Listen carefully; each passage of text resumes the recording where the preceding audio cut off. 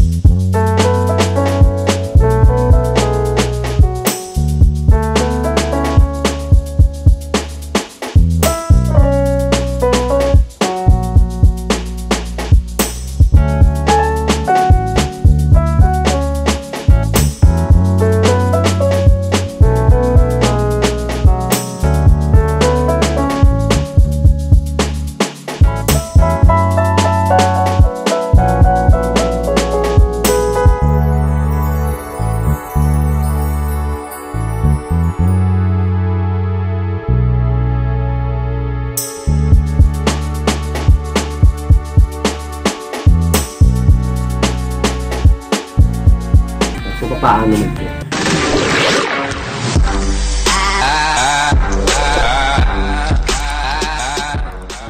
May nakikita na kayo sa akin. May nakikita na kayo dito sa... Even when you feel low, you can still go. Even when you feel slow, you can still go. Even when there's no hope, you can still go. I never answer to no, man, I still go.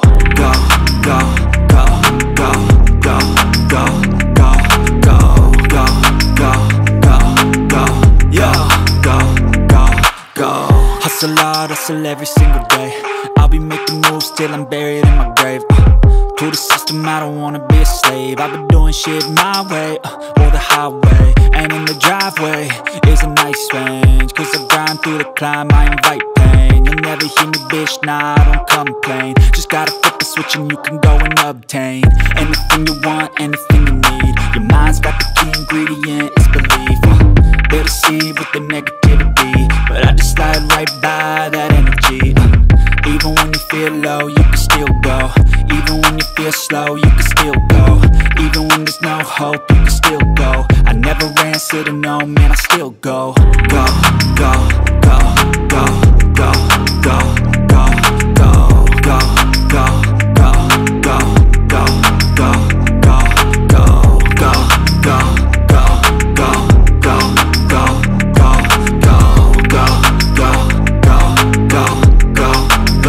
go, go. You got a mind, but even that could change. You could flip the gray matter like some batter in your brain. That's why I say, fake it till you make it A. And if you play that game, then you just might make a change. Rearrange all the bad to okay. Take the worst thoughts saying, turn them to a game. Take the best thoughts saying, put them on display. On repeat in your brain till you're feeling no more pain. Never slow yourself down, you can do some more. Push past all the pain and you'll find a door. Open it up and finally explore everything that you thought you could never do before. And even when you feel low, you can still go. Even when you feel slow, you can sabihin, ito yung ohms. Ohms po yan. So, ito yung continuity. Ayan, meron siya nakabukod. UF. So, pwede kayo dyan, pwede rin kayo dito. Pero, ang gagawin nyo muna, syempre, unang-una yung gagawin is i-times 1 mo. Tapos, itong dalawang rod. Positive saka negative. Check nyo kung okay ba yung needle mo, kung nasa tamang nakatapat siya dun sa pinakadulo, sa 0. Pag binitaw mo naman, dito rin siya sa 0. Ibig sabihin, okay yung tester mo. So, checkin na natin siya. Ang tamang pag-check, set natin to sa mataas natin. Gawin natin siyang 100 times 100. So, malakas na yan. Madedetect na yan. So, testerin muna natin to. Paano ba malalaman kapag buo ang capacitor? So, una, tester natin dalawa. Pumapalo siya. Tingnan nyo yung tester ko. Pumapalo siya. Ngayon, pag binalik mo yan, wala nang palo. So, ang gagawin mo, baliktarin mo siya. So, ito naman na ang dikit mo dito. Pumalo ulit. ibig sabihin buo siya. Ang tamang pagtingin kung buo, kapag pumalo ang analog mo, tapos bumalik, ibig sabihin buo. Doon mo lamang kung buo ang capacitor. Pero ngayon, meron ng loko-lokong capacitor. So, mag-iingat kayo sa mga loko-lokong capacitor. So, marami nang nadadali yan. Ibig sabihin, yung sinasabi ko,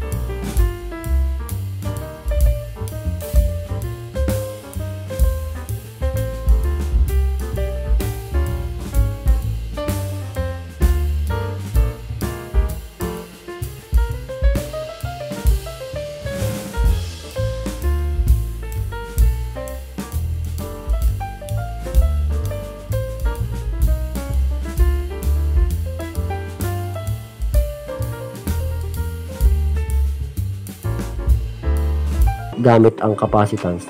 So, ito makikita nyo, 25. So, yan, makikita nyo, 25.4. Ibig sabihin, good na good ang capacitor mo. Wala siyang problema. Then, paano ba i-check ang single capacitor? So, simple lang yan. Gamitan din natin ng digital. So, check natin to kung okay. So, 34 siya. So, tingnan nyo, 34 yan, mga master. Tapos, tingnan natin yung microfarad nito. So, 30 lang. Ibig sabihin, yung UF nito ay meron ng problema. Ibig sabihin, yung capacitor mo ay weak na. So, check nyo yung video ko dyan na meron akong na troubleshoot na nag-error na easy, kundura. Tester ko dun, yung pagka-tester ko dun sa aking capacitor ay pumalo ng 80. 80 microfarad. 80 microfarad ang lumabas sa capacitor. Ibig sabihin, wala na. Pero tingnan natin dito. Tingnan natin dito. Kasi sa digital natin ay okay eh.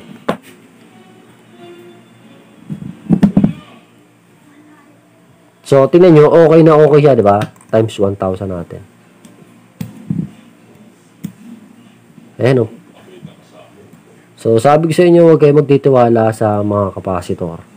Tingnan nyo, okay na okay siya. Okay na okay, di ba? Walang problema. Pero kapag sa digital is mataas na siya. 34. Kaya napaka-importante ng digital na clamp natin na may capacitance. So, doon pa lang ma-identify mo kung ilang microfarad. So, yun ang pinagkaiba nito. Pero hindi ko sinasabing huwag kayo gumamit ito. So, napaka-importante rin ito. Dahil, lalong-lalo na kapag ka-compressor ang checkin natin, ito mas maganda. Kapag ka-compressor ang checkin mo. So, mas maganda naman to. So, advantage, pantay silang dalawa. Mas maina, meron kayo nito, meron kayo nito. So, yun, nalaman nyo na kung paano mag-check ng capacitor. So, ito yun naman yung sinasabi ko na paano kapag naiwan yung tester nyo or nakalimutan nyo. Na paano ba i-check ang ating capacitor kapag weak na, no? Paano i-check ang capacitor kapag weak na? So, ito yung pinaka-sign, ito yung mga sign ng mga capacitor kapag sira na. So, makikita nyo dito, may mga leak na yan. Nagli-leak na. Pag may nakita kayong mga dilaw na leak, parang langis dito, ibig sabihin, pasira na yun. No? Tapos, isa pa ay, baligtarin nyo yung capacitor nyo, makikita nyo sa puwitan, ay, pag nilapat nyo, medyo umbok na. So, hindi na siya kagaya ng flat na normal. Para ma-identify nyo, ibabaan nyo siya, then pasayawin nyo. Kapag sumayaw ng capacitor, ibig sabihin, weak na siya, lumobo na. Parang battery lang yan, normal. Sa literal na battery natin na ginagamit. Kapag pumutok na or lumobo na, ibig sabihin nun, sira na siya. So, ganun lang mag-trouble din sa capacitor. So, napakadali lang nito. Sana matutunan nyo at may apply nyo rin po sa inyo. At hindi lang sa atin, maging din po sa iba nating kapwa technician. So, ito tinuturo ko para po sa mga baguhan na technician or kakagraduate lang. Salamat mga master kung nakaabot kayo dito sa video na to at sinuportahan nyo itong video na to at itong channel na to. So ngayon, ito yung clamp ko na available na siya sa aking page. Pero hindi siya ganitong klase. Ibang klase siya, ganito. Pero same ng specs. Merong capacitance, merong continuity, ohms, DC volt, AC volt, tapos ampere. MCB meron din. May oras kayo, visit nyo yung page ko. FB page ko, Ross Air Conditioning Services. Marami kayong pagpipiliin dyan. So, meron din ako mga binibenta, mga tools about air conditioning. So, pwede nyo i-visit yun kapag may oras. So, yun lang, that's all. Sana matutunan nyo itong video na to at i-apply nyo rin sa iba. Yun lang, maraming salamat. Thank you and God bless you, Master. Ingat kayo palagi and see you soon on next video. Salamat.